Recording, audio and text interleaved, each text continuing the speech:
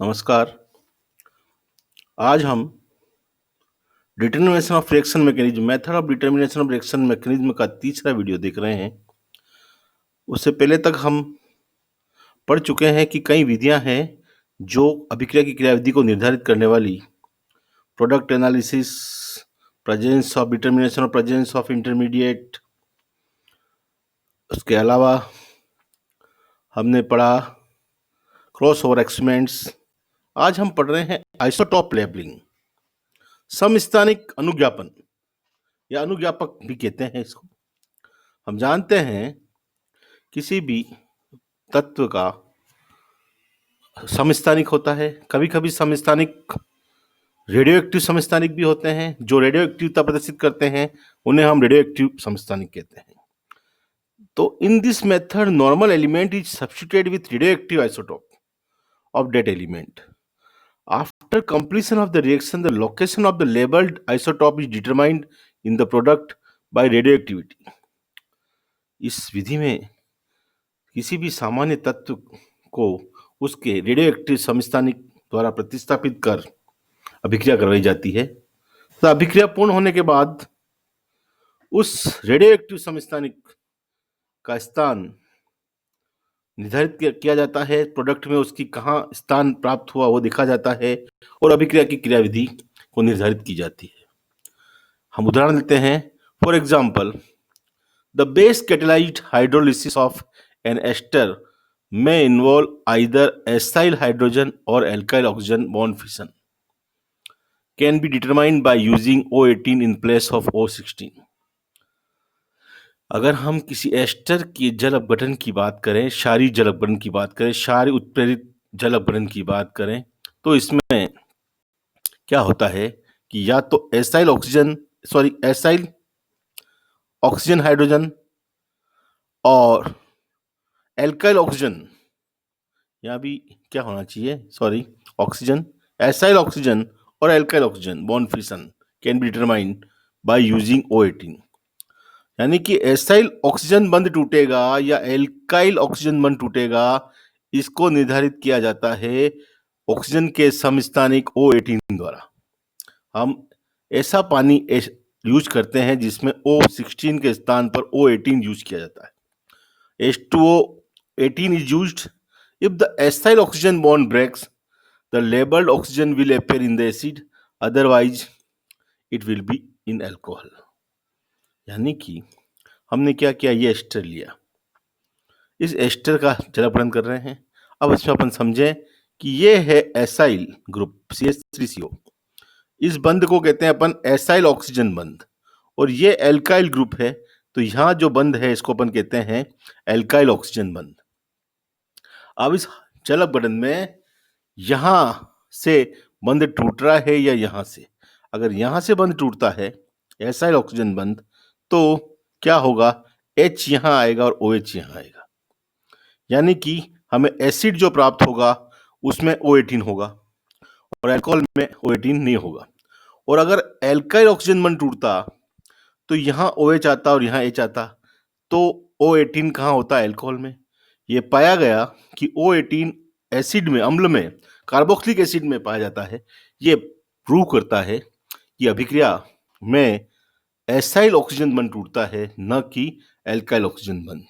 इस प्रकार किसी भी सामान्य तत्व के स्थान पर उसके रेडियोएक्टिव समस्थानिक को प्रतिस्थापित कर हम अभिक्रिया की क्रियाविधि को निर्धारित कर सकते हैं। इसे हम कहते हैं आइसोटोपिक लेबलिंग। कभी कभी इसका एक और उपयोग किया जाता है, इसको कहते हैं आइसोटोप इफेक्ट, समस्थानिक प्रभाव। A difference in the rate of reaction due to kind of isotope present in the reaction system is called isotope effect. कभी कभी क्या होता है कि तत्व के स्थान पर उसका समस्थानिक प्रतिस्थापित करने पर अभिक्रिया का वेग कम हो जाता है या बढ़ जाता है। तो अभिक्रिया के वेग में जो अंतर आता है उसके अध्ययन द्वारा भी हम अभिक्रिया की क्रियाविधि को निर्धारित कर सकते हैं। If in a reaction the breaking of bond attached with particular isotope is the rate determining step, then the value of isotope effect may be very high। अगर जो बॉन्ड टूट रहा है वो दर निर्धारक पद भी है, तो ये समस्थानिक जो प्रभाव है ये काफी बढ़ जाता है। तब इसे हम primary isotope effect, this is called primary isotope effect, प्राथमिक समस्थानिक प्रभाव कहा जाता है। यानी कि अगर हम अभिक्रिया के दर निर्धारक पद में समस्थानिक लगाकर अभिक्रिया की क्रियाविधि रेट ऑफ रिएक्शन देखते हैं तो रेट ऑफ रिएक्शन में काफी एप्रिसिएबल चेंज आ जाता है। इसे हम कहते हैं primary isotope effect. The mechanism of many reaction can be determined easily by primary isotope effect. इस प्राथमिक समस्थानिक प्रभाव द्वारा कई अभिक्रियाओं की क्रियाविधि को निर्धारित किया जा सकता है। For example CH3 whole twice CHBr, इसको कहते हैं isopropyl bromide. This isopropyl bromide when react with ethoxide ion, then we obtain, ये एक एलिमिनेशन रिएक्शन है जिसको हम कहते हैं विलोपन अभिक्रिया। इसमें यहां से हम कह सकते हैं कि एल्कीन बनता है और अल्कोहल प्लस Br माइनस निकलता है। यानी कि इस रिएक्शन में HBr निकलता है आइसोप्रोपाइल ब्रोमाइड से और हमें एल्कीन बनता है और अल्कोहल प्राप्त होता है। अगर हम इस अभिक्रिया में CH3 होल ट्वाइस के स्थान पर CD3 होल ट्वाइस यानी कि हाइड्रोजन के स्थान पर हम क्या करें, हाइड्रोजन का भारी समस्थानिक ड्यूटेरियम प्रतिस्थापित कर दें और अभिक्रिया करवाएं, तो हमें उत्पाद के रूप में CD3CH double bond CD2 C2H5OD plus Br minus प्राप्त होगा। अब हम रिलेटिव रेट देखें इन दोनों अभिक्रियाओं की, तो अगर इस अभिक्रिया की रेट 1.0 पाई गई तो इस अभिक्रिया की रेट 0.15 पाई जाती है। यानी कि ड्यूटेरियम प्रतिस्थापित करने पर अभिक्रिया का वेग एकदम कम हो गया। ये क्या प्रूव करता है? इसका मतलब इस अभिक्रिया में ये जो CD बंध टूट रहा है, ये CD बंध का टूटना एक दर निर्धारक पद है और इस आधार पर हम अभिक्रिया का क्रियाविधि निर्धारित कर सकते हैं। The higher isotope effect in this reaction show that CH और CD bond breaks in the rate determining step. The mechanism on this basis will be higher isotope effect. अपन देख रहे हैं कि एकदम जो उच्च समस्थानिक प्रभाव प्राप्त हुआ, मतलब रेट जो 1 से 0.15 पहुंच गई, ये प्रदर्शित कर रहा है कि इस अभिक्रिया में CH या CD बंध का टूटना दर निर्धारक पद है।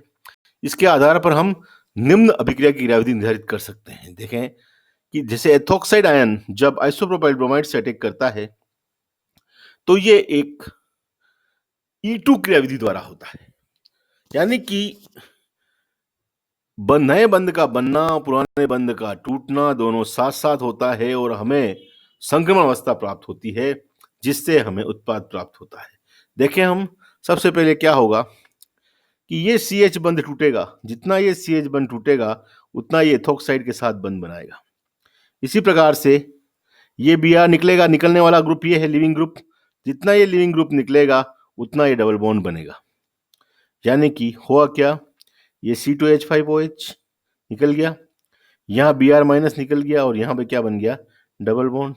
इस प्रकार हम कह सकते हैं कि यहाँ पे CH बंध का टूटना एक दर निर्धारक पद है और अभिक्रिया की क्रियाविधि E2 विधि द्वारा दी जा सकती है। ये सब संभव हुआ किससे, आइसोटोप इफेक्ट द्वारा। इस प्रकार हमने देखा ये था आइसोटोपिक लेबलिंग और आइसोटोप इफेक्ट। इसका नेक्स्ट वीडियो में हम लास्ट जो पार्ट है इस चैप्टर का वो पढ़ेंगे, 5वां और 6वां point, stereochemical studies and kinetic studies. अभिक्रिया की क्रियाविधि निर्धारण करने की 2 विधियां बची है, वो हम लास्ट लेक्चर में पढ़ेंगे। धन्यवाद।